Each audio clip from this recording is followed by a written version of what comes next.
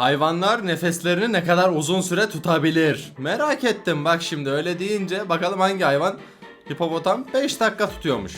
Yani ortalama evet. Yunuslar 10 dakika mı? Abi sen balıksın ya, sen niye nefesini tutuyorsun ki? Deniz aslanı 15 dakika.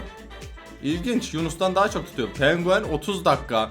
Kara canlısı denizde daha fazla tutuyor ya nefesini. Bu 40 dakika, balıktan daha fazla nefes tutuyor bu. Bu abi koskoca balina nasıl 2 saat ya? Azmış.